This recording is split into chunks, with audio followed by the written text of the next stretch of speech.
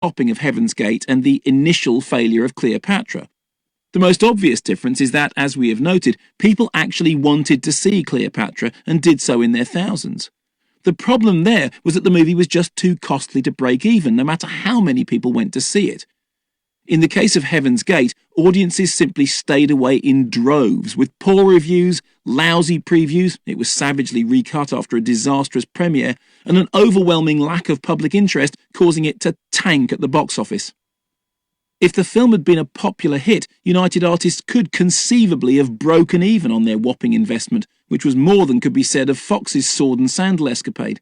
But Heaven's Gate had zero popular appeal, and although some modern critics now claim that the film was an overlooked masterpiece, audiences have never shown any interest in it whatsoever. Why not? Well, first up, it's rubbish, boring, overblown and ill-disciplined, just like The Deer Hunter, although that was a huge hit. Yet as Pearl Harbor more recently proved, really poor, historically inaccurate movies can still make their money back if they feature popular stars, are packed with eye-catching spectacle and cost a fortune. Crucially, Heaven's Gate ticked only one of these three boxes. It was stupidly expensive.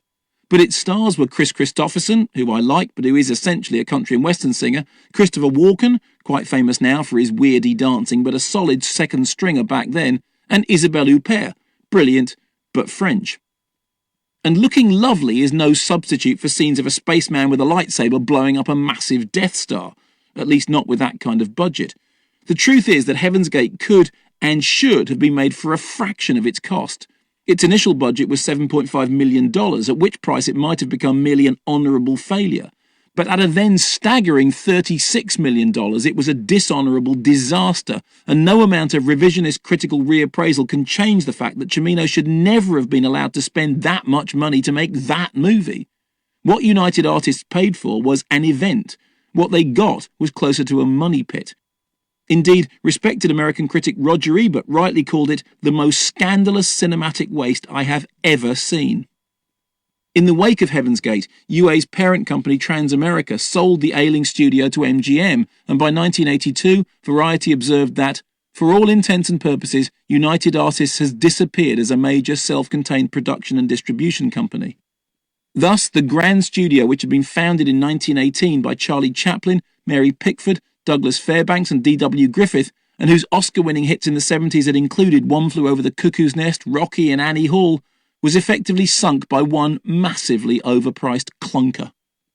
So catastrophic was the public's response to Heaven's Gate that the film's title entered the lexicon of screen failure, in the same way that Watergate, or simply Gate, has become shorthand for any form of scandalous corruption. A full 15 years after Cimino's super-expensive debacle, Kevin Costner would find himself embroiled in a costly catastrophe of his own, which the press jovially dubbed Kevin's Gate, Waterworld. Like Cleopatra before it, Waterworld had the dubious honour of being the most expensive movie ever made, its ever-increasing price tag sparking furious pre-release interest, although when adjusted for inflation, Cleopatra's whopping shopping list still proved comparatively unbeatable. Here is the pitch for Waterworld. Kevin Costner is a fish. Really, with gills and everything. And a tail. Okay, so I made up the bit about the tail, but in its original draft, the script for Waterworld did clearly describe its aquatic hero, cast adrift in a sunken future world, as having evolved cod-like characteristics. 6 writers and 36 rewrites later, the residual gills remained, although growing nervousness about the potential audience response to Fishtar, so named after the infamous B.T. Hoffman failure Ishtar, which lost $45 million, meant that Costner's fantastic mutations were underplayed to the point of unnoticeability. What you were left with was a straggling action-adventure epic in which a bunch of futuristic pirates, led by cackling Dennis Hopper, attempted to hang on to the last of the world's oil supplies while Costner and co. searched for the mythical dry land, the coordinates of which had been tattooed onto the back of some poor water baby whose ancestors knew how to find Mount Everest. Or something. It is, to be sure, a very silly film indeed, alternately boring and jaw-dropping, with occasional interludes of watery weirdness, punctuated by explosive action sequences apparently designed as adverts for jet skis. It is reported that trash maestro Roger Corman was offered Waterworld at a very early stage and turned it down because he figured it couldn't be made for less than $3 million. In the end, Universal made it for somewhere in the region of $175 million, with Costner himself reportedly chipping in $22 million of his own money to bolster his pet project. He didn't direct the movie, as he had done with the Oscar-winning Dances with Wolves, also dubbed Kevin's Gate before it became a huge hit, but he seems to have had more control over the project than nominal helmsman Kevin Reynolds. Certainly Costner shouldered most of the blame for Waterworld's apparent failure when it finally opened to derisory reviews and underwhelming US box office receipts, while its floundering studio underwent a headline-making sale to Seagram.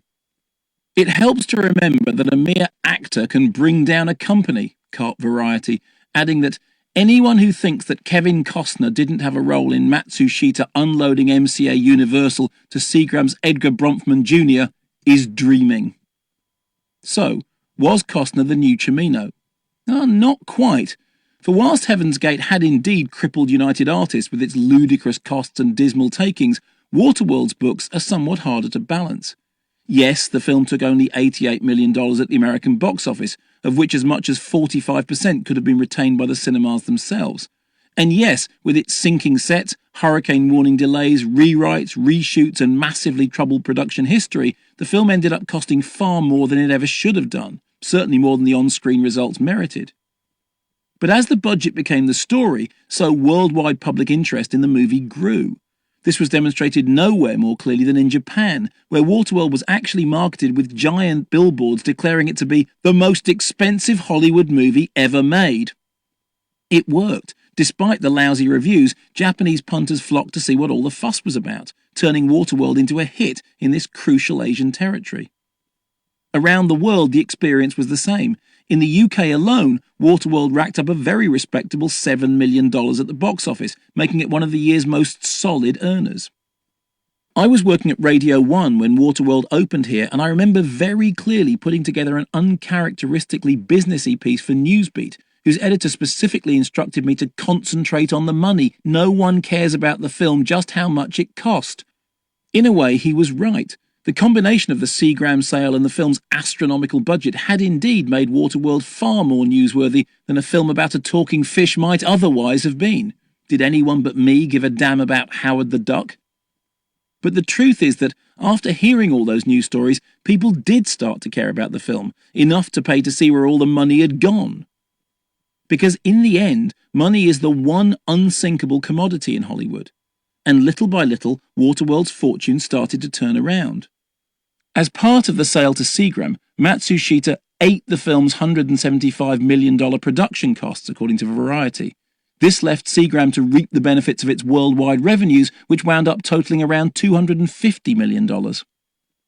After a perhaps predictably poor stateside run, the movie actually became something of a cash cow for its new owners, doing better in foreign territories than anyone could have predicted. And then there were the ancillary sales, the television rights and, more importantly, the booming video sales. Remember, according to some industry analysts, Cleopatra had finally gone into profit in the mid-80s, with soaring sell-through video sales paying off the debts the film had so miserably failed to recoup in cinemas.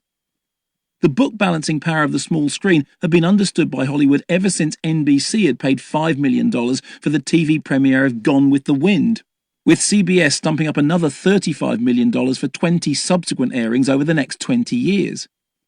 At around the same time that Michael Cimino was merrily putting paid to UA with his O-Tourist overspend on Heaven's Gate, for which his contract incidentally specified no penalty for the director's financial and artistic indulgences, the more wily producers of American Gigolo were pre-selling their $5 million production to ABC for $6 million.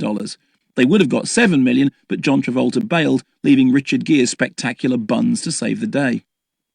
With the rise of VCR in the early 80s, the format had been little more than a novelty sideline in the 70s, video sales became every bit as lucrative as TV deals.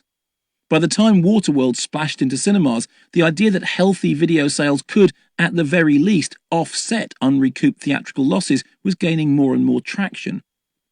This appeared particularly true for big-budget cinema failures, which, it transpired, were far less likely to flop on VHS, where audiences seemed to have different demands and viewing expectations.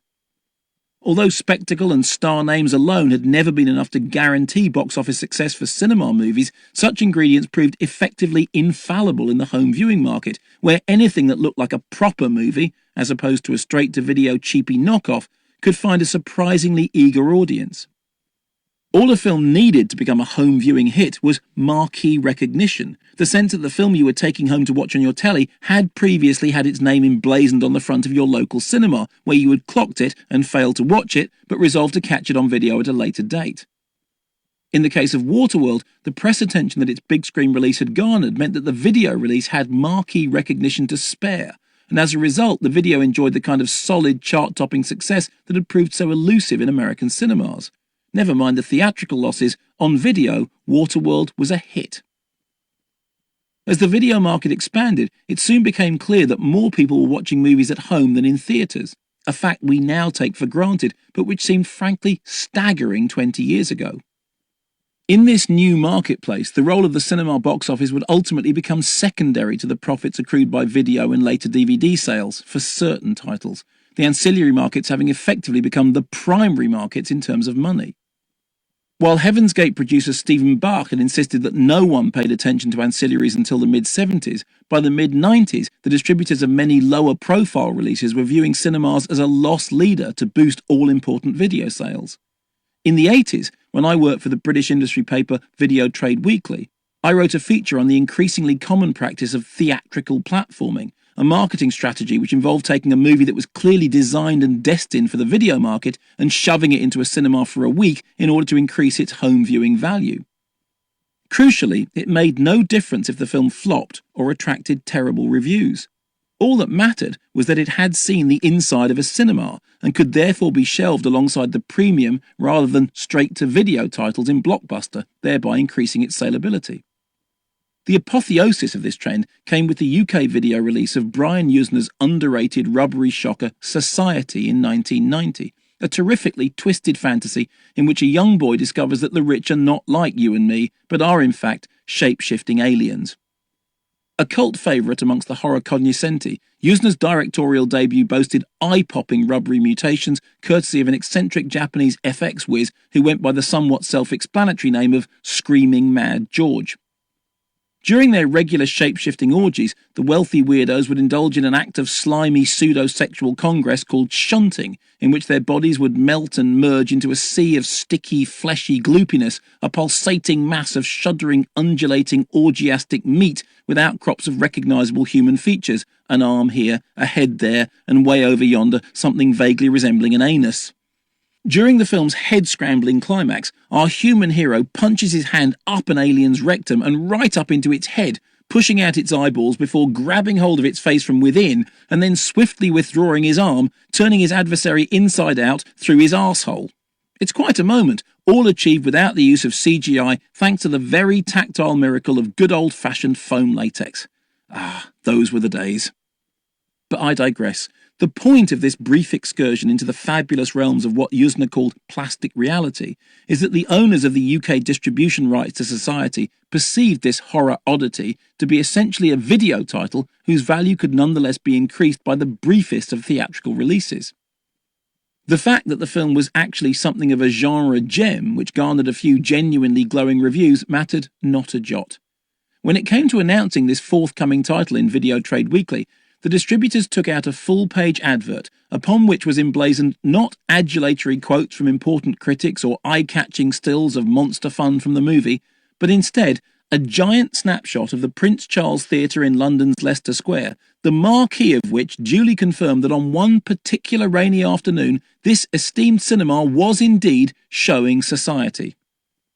As with so much video marketing, it was a move that was at once stupid yet brilliant. Stupid because it suggested that no one had any idea just how great this little movie really was.